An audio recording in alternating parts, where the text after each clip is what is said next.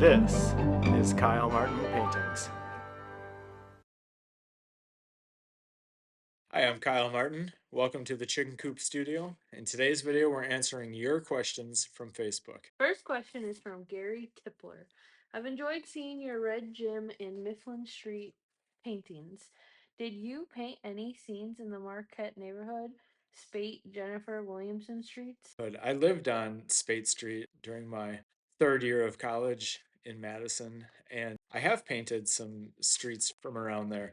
Most notably, a couple of years ago, and you can see it on this channel, I have a video that I painted of Williamson Street. There's a famous billboard there of a bread sign on the side of a brick building. I painted that view looking down Willie. I've painted from the skate park looking towards the Capitol a few times. I've painted Mickey's Tavern and also the Yahara River, the bridge going over the Yahara River. I actually taught a workshop right near those bridges by the Yahara River, now that I think about that. So that's a neighborhood that feels like home. The skate park is there. Some of our favorite restaurants are in that neighborhood. How Long Bay, Batch Bakery. So much good stuff happening there. Alumni Skateboard Shop is in that neighborhood. We love that neighborhood. I lived in Madison from 1999 until 2002. But I couch surfed there for 20 years past that, probably. From Carly Klevke, what's your basic setup for tools you bring with you to paint outside? Hey, Carly. This should be an easy question to answer because I have an internal checklist that I always think about before I head outside. That way I don't forget anything when I'm on location. Turpentine, which is not turpentine. I use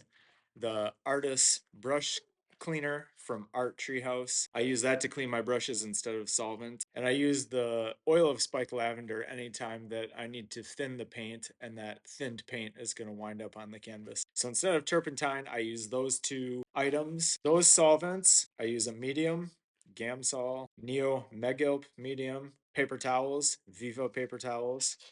I need a palette. I normally have been using a paper palette with my tube colors squeezed out on a Masterston Stay Wet palette. The reason I do that is so that I can take those tube colors and put them right in the freezer when I'm done. I need a canvas or a painting surface to work on.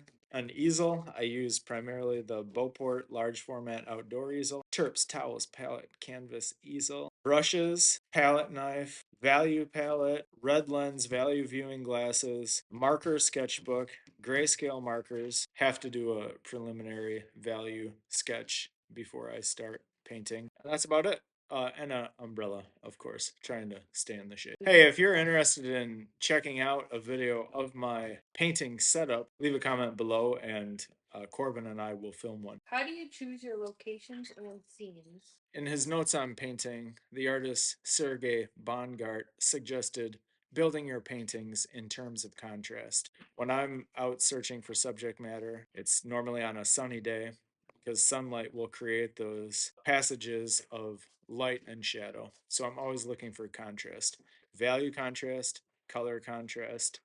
I'm not opposed to picturesque scenes. I think picturesque scenes are great. But even more important to me than something that is picturesque or beautiful idea of a subject is capturing that contrast. Because paintings that feature contrast are easily seen from across the room and they get more attention on the walls in galleries. Any crazy encounters with land owners or animals? Yeah, we have a video coming up with this. So I have a couple of stories. The craziest encounter was in the Beloit Plein Air Festival when Matt Holt and I were painting on top of a roof. We got off of the roof and we set up our easels to do another painting in the nice downtown area in Beloit. And I don't want to get too far into this, but there was a shooting that happened on the street, and one person was unfortunately killed in that altercation. Not much can get crazier than that. I've been booted out of locations many times. The law in Wisconsin states that there's a 66-foot easement on the side of any road or most roads. Okay, so what that means is from the center line of the road, you have 33 feet in the ditch. From the center line into the ditch, you have 33 feet. And that's kind of like a sidewalk. The reasoning for that is you can imagine if your car broke down or something like that, you don't want to be fined for trespassing just because you have a flat tire. So, just like in the neighborhoods in the cities or the towns around here, where the patch of grass between the sidewalk and the street is a easement, there's an easement in the ditch. Well, I've been asked to leave many times, and people are very concerned about property rights and things like that. And I, of course, can understand that. People park at the end of my driveway, and I just go down and see what's going on. I don't chase anybody out, but I have been chased out a few times or asked to leave. And usually, if someone is confused in this sort of way or they want to ask me to leave, I'm more than happy to leave because the vibe of the session is kind of killed at that point. And one time, I was told that I know, and my mood and my vibration is kind of going down just thinking about this, but they said that they didn't want their farm to be represented in a way that was out of their control. With talking to a lawyer, the actual reality of the law is that anything that is within eyeshot, you can photograph or take or create a plein air painting of, unless its image itself is under copyright. And probably not many things in the world, actually, the image of the property is copyright. So even though they asked me not to paint because it was out of their control of what I would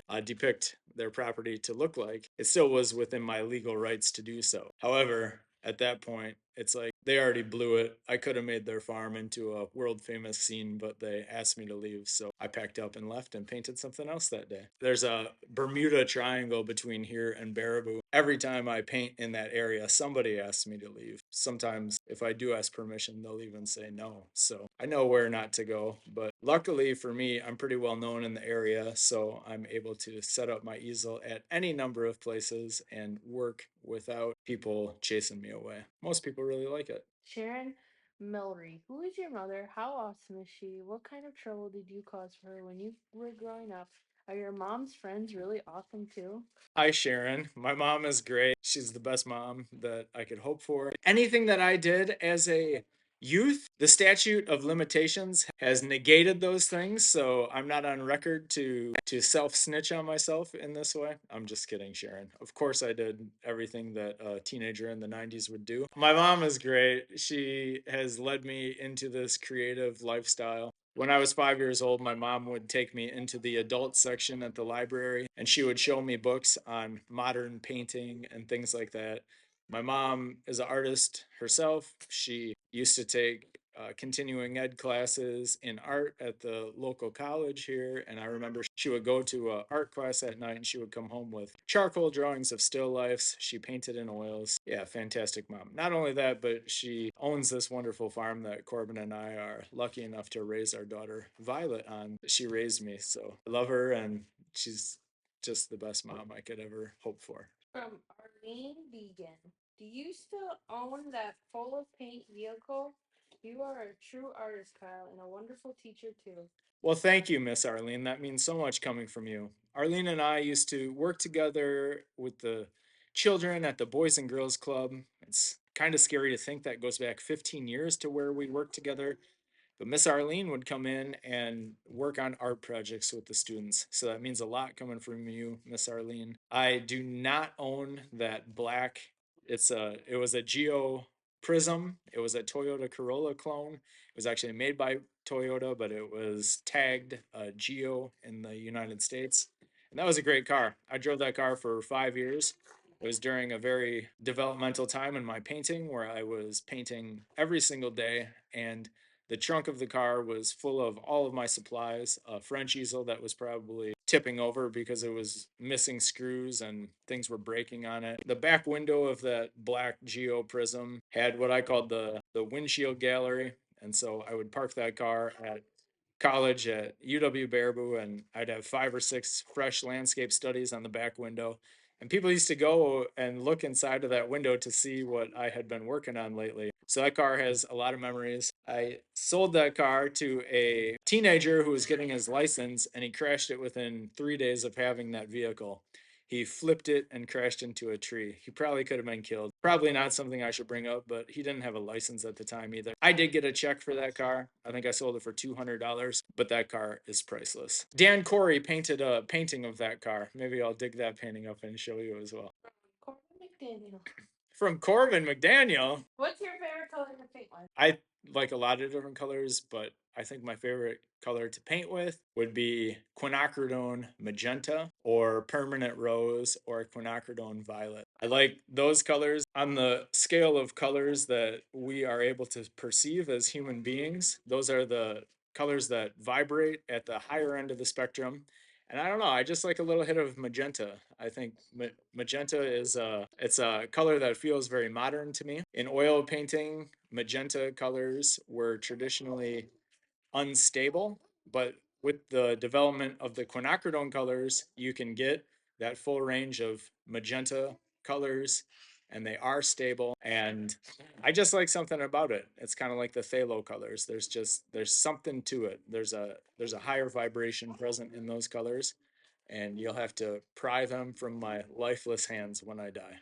From Jen, what is your top 3 favorite paintings you have done? Oh, Jen, how are you? Good to hear from you. Wow, that's a great question. I think the best painting that, it's not the best painting. It's top 3 favorites. Carrie Cochran owns a painting that I did of the barn and granary out here. And I did that painting in 2015. I had a really nice abstract composition in that painting. There is an area outside of Hillsboro that Corbin and I found when we went canoeing the first summer that we started dating. We were taking her little brother and sister on a canoe trip down the Kickapoo River, and I found this area in the hills outside of Hillsboro. I don't know what it is. I talked about the Bermuda Triangle that's outside of Baraboo, where I always get kicked out of painting locations.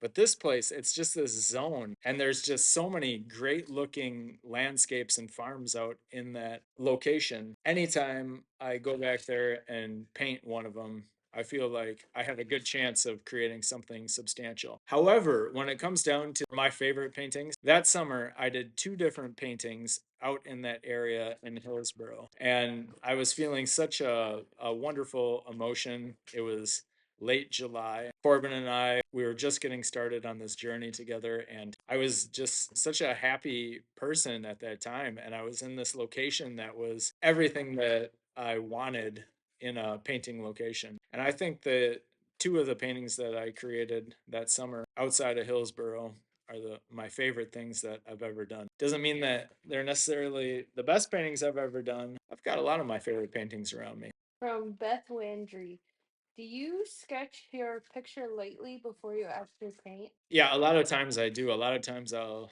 work with pencil right on the canvas, or sometimes I'll just go in straight with that oil paint that has been thinned. My daughter is picking up canvases and painting and throwing them around my studio right now. Sometimes I will just start straight with the paint. Depends on the situation. However, I do try to compartmentalize my process, meaning I will focus on creating a good value sketch. Then I'll focus on creating a good drawing on the canvas. Then I'll focus on mixing my colors with in respect to the value that I've come up with in the value sketch. I do compartmentalize and I do take quite a bit of time on the drawing part of my painting. Thanks so much for submitting your questions. We're going to have a part 2 because we have 9 more questions. If you'd like to submit more questions, why don't you leave them below in this video, or you can find us on my Facebook like page, which is Kyle Martin Paintings. For more information about those Art Treehouse products, please check out the video that I posted a couple months ago on this channel. There's a coupon code in that video so that you can try this stuff out for yourself, and you can save a little bit of money by using that coupon code. And tell Robert at Art Treehouse that Corbin and I say hello. So thanks to Corbin for producing this video. Thanks to my daughter for helping me rearrange in the studio. And thanks to you for submitting your questions.